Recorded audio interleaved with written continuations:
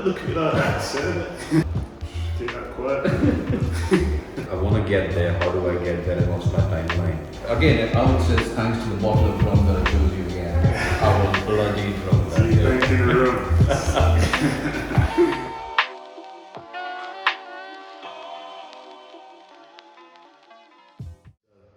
People, Mitch? good to have you in. So this is V, one of our top clients at MCC Conditioning, one of the OGs. So just wanted to give you a little bit of an insight on what it's like to be a part of MCC Conditioning. So we can share V's story, which is really inspiring and look at me like that, sir. I think some of V's results will put some up as well. Been incredible over the past 9 months now. Yeah. 9 months. Yeah, V. So let's just share a little bit about where you was before you discovered MCC Conditioning. Before that, it was 18 hours of work every day, a bottle of rum a day, lots of cigarettes, lots of curry, with a big elephant flag hanging over me, constantly. Yeah. Yeah, as in I never looked after myself. All I did was work, eat, fart and sleep. Yeah, that is where I was for about 30 years. Yeah. So what was that moment that you thought, I need to make this change? Once you cross that 40 threshold, you realize you're not 20 anymore, and you're kind of one leg in the coffin already. So either you lose it, you stop looking after yourself, end up in the hospital every 3 days, or you just make a change and say, you know what, health comes first. Yeah. And health was a serious concern for me about 20 years ago as well. I looked out and I didn't really bother about it, but now, again, I would say it's thanks to the bottle of rum that I chose you again. I was bloody drunk So that you day. went in the room. Before you obviously made that jump, what was it? What was the strongest reason that made you choose the program? What made you invest in the first place? I just wanted to feel good when I take my shirt off. Because I loved water sports, and I remember I used to put my wetsuit on and I could barely fit into it. And when you take your top off and you look at all these 6-packs and 8-packs and 2-packs, and then I go with a McDonald's family pack, it just used to feel wrong, right? Yeah. So I thought, you know what, if they can do it, why can't I? And I actually quit water sports because of the way I used to look. Seriously? Because I never used to like taking my shirt off. I never knew that. Yeah. What sport was that? Kite surfing. Okay. And scuba. You got a goal to get back into now? Now we're looking Now around. you've taken all the money that I had for that, so one day yes, definitely. So at the time, there'll be people, again, in your shoes who may be in a similar position. What kind of doubts were you having or concerns about doing the program before you actually decided to bite the bullet and invest? Will I get on with you, and would you be the right person? Because I'll be honest, in my 40 years, I would say my 30 years when I started looking at gym sessions and all, I've been to a lot of gyms, I've coached with a few trainers off and on, but I never really clicked with anybody. But our wavelength was there. It was more like a friendship, as in you were very open, we had a laugh together. I remember that first phone call who I was getting involved with. Exactly. So it's the relation we've had. You listened to what I had to say, you've helped me out. You gave me 2 t-shirts instead of 1. Do that quiet. No, so I would say it's the relation that we've had was my concern, and I pushed it really hard for the first 2 months because you know what job I do, so start waking up at 5 in the morning, finishing my shift, driving 1 hour, coming back here and getting home back at 9 o'clock. Yeah. But the first 2 months were difficult, but you pushed me, you were the agony aunt, you still are. Still am. But yeah, that was I would say the main point. Yeah, and that's useful for people to know because a lot of people who work these long shifts, busy days, and think, I can't fit it in, I can't fit this time in, so how did you manage to do that? It told me something that I have to change my mindset if I want to get somewhere. So I had to push myself. Because now it's become a routine. If I do not go to the gym, I feel bad about it. It's become a part of my life now that 5 to 6 days a week I have to go to the gym. Like I have to eat, I have to go to the loo, I have to go to the gym. I have to stay on keto. Yeah. And I have to have a rum once a week. or twice a week. Yesterday I had some vodka. I was cheated yesterday. But that once compared to what was it before?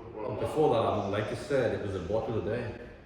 And that lasted for a good about 3-4 years constantly.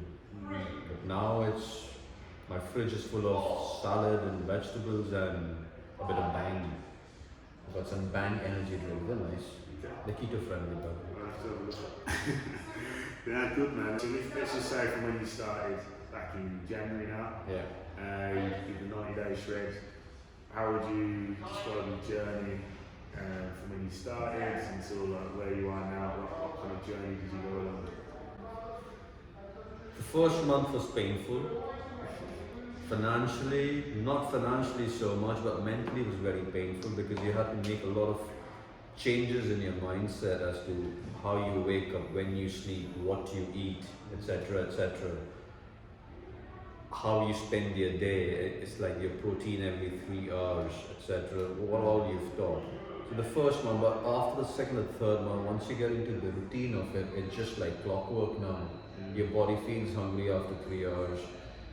It's just set, but it takes you about, I would say, at least, like you said, it takes 2 weeks to change a habit, right?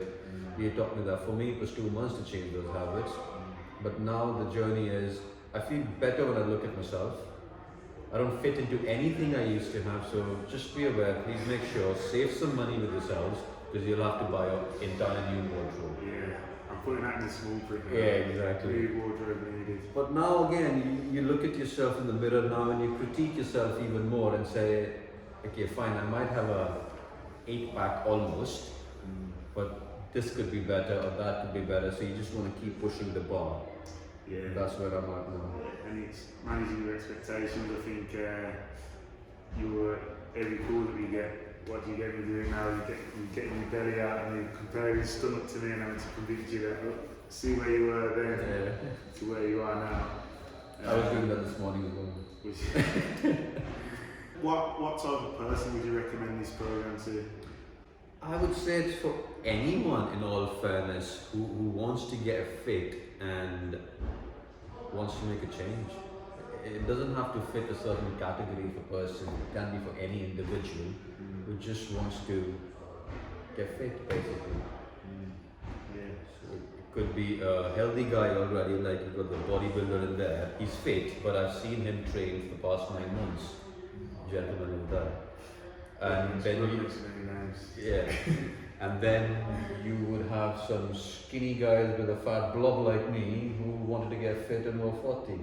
So it could kind of fit anyone, be it a woman, be it a man, or be it midway. So yeah, exactly. So I think from where you was, I think somebody might look at your photo or put your photo up as well, see your transformation. Somebody might think, that was just, maybe he's just built that way, or maybe it's genetics, maybe he's got a better mindset than me, maybe he's got more time than me, but essentially you're one of the busiest people I've met, one of the people who is coming from more struggles and things going on in life that I've met as well. So use it as an inspiration to other people that it can be done once you put your mind to it. everybody will have problems, everybody will have issues. It's how to put everything aside and have your goals right. Say, I want to get there, how do I get there, and what's my timeline? But once you get there, have the next goal ready. What after that? What after that? You keep pushing the bar, basically. If you stop, it's no good. You lose everything you just achieved. So Good tips. So what would you be your one piece of advice to someone who may be looking to take that step into some kind of program similar to this? trust in Mitch and believe in yourself, and just keep pushing. Don't give in. You'll have those 2 or 3 days in which you'll misbehave. You'll go drown in a burger or in McDonald's, and you get drunk and you become Bob Marley for 3 days. But it's how you get back onto track again and then sustain it. Amen. Pleasure. Thank you for coming on, sharing your story, and I'll put V's transformation on it. It's been a bit of a journey. You've been doing your kickboxing and that now as well, turning into a warrior. So Yes. yeah, man. Good to have you back, my guy. Thank you.